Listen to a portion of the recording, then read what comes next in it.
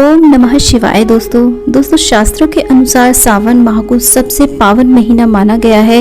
इस महीने में शिव जी की आराधना, अभिषेक आदि करके भोलेनाथ को प्रसन्न करके मनवांछित फल की प्राप्ति की जाती है। माना जाता है कि इस माह में भगवान भोले शंकर कैलाश पर्वत से पृथ्वी पर आते हैं। सोमवार का दिन शिव जी की आराधना का दिन माना जाता है और सावन में पड़ने वाले सोमवारों को अत्यधिक विशेष माना जाता है।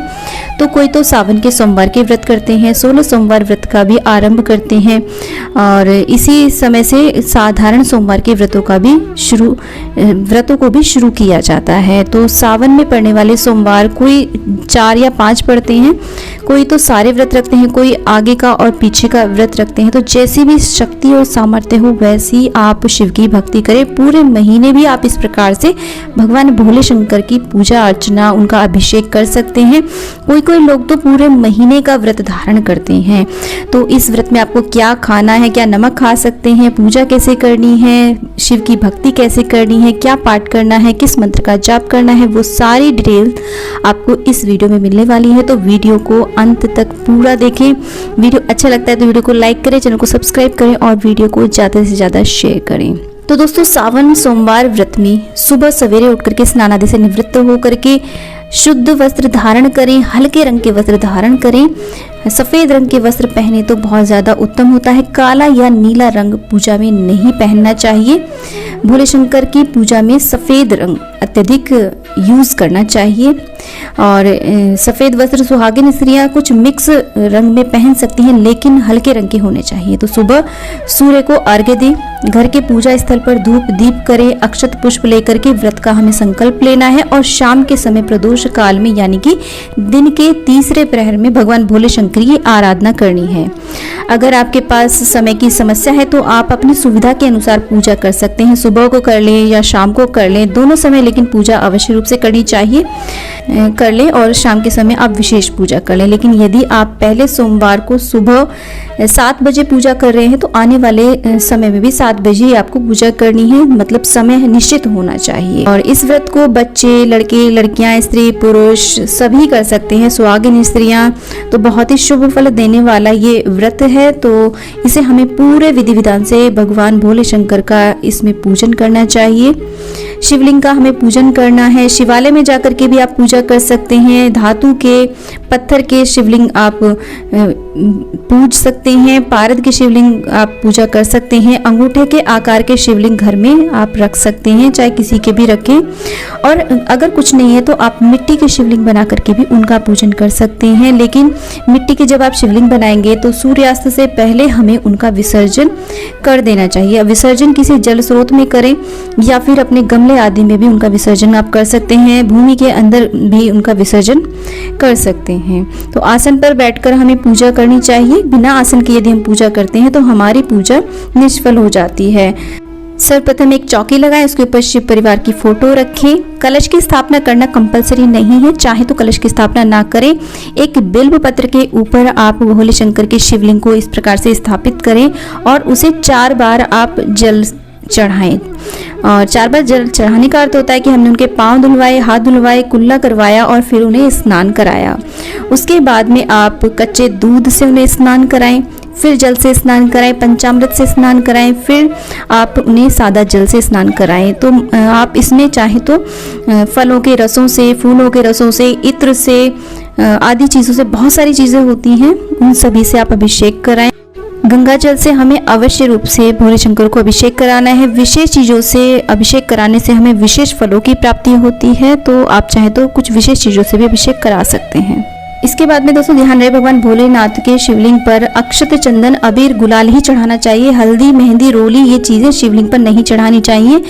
ये जो जलधारी होती है, नीचे होती है, वहाँ पर चढ़ा सकते हैं क्योंकि उन्हें माता पार्वती का प्रतिरूप माना जाता है। दोस्तों शिवलिंग पर दूध की धारा लगाएं, जल की धारा लगाएं। रुद्राष्टक का पाठ करते हुए भी आप शिवलिंग का अभिषेक कर सकते हैं। भस्म चढ़ाएं भोले शंकर को, इत्र लगाएं, वस्त्र, जनेऊ, चंदन, भस्म लगा करके अक्षत सदैव गीले करके चढ़ाएं। थोड़े से गीले कर लें, उसके बाद ही चढ़ाएं। उसके बाद में जनेऊ अर्पित करें और वस्त्र रूपी कलावा अंग वस्त्र अर्पित करें।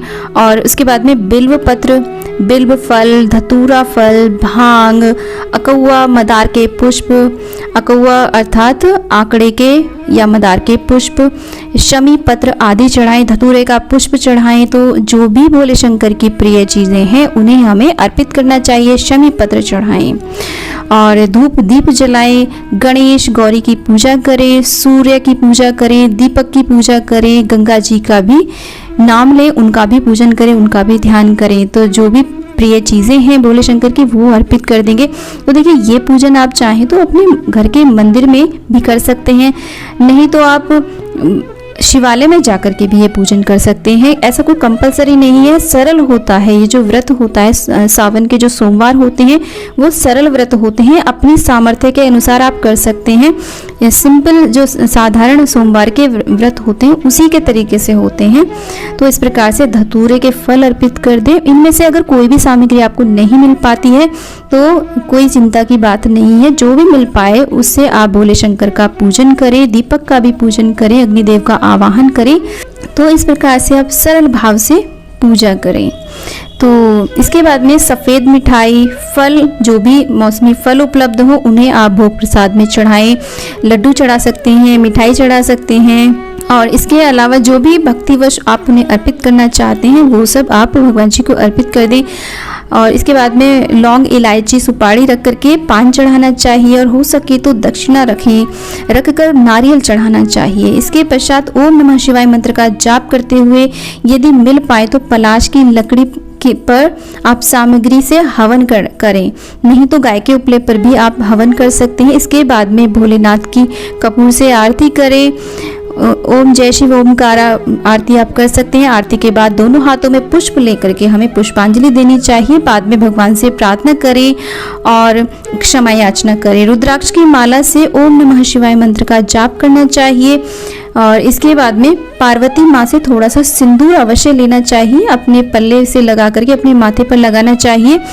और जहाँ पर आपने पूजा की है उस स्थान पर आप खड़े होकर के गोल गोल प्रदक्षिणा करें। सोमवार व्रत की कथा पढ़ें या फिर सुने और लास्ट में जब आपकी पूजा कंप्लीट हो जाएगी तो आसन के नीचे थोड़ा जल डाल करके उसे माथे से अवश्य लगाएं, अन्यथा आपको पूजा का पूरा फल प्राप्त नहीं होगा। तो इसके बाद में देखिए प्रार्थना क्षमा याचना कर लेंगे तो हमारी पूजा कंप्लीट हो जाएगी। तो दोस्तों ये जो पूजा है ये हमें निर्धारित समय पर ही करनी है। एक बारी जो हमने समय निर्धारित कर लिया उसी पर करने की कोशिश करनी चाहिए।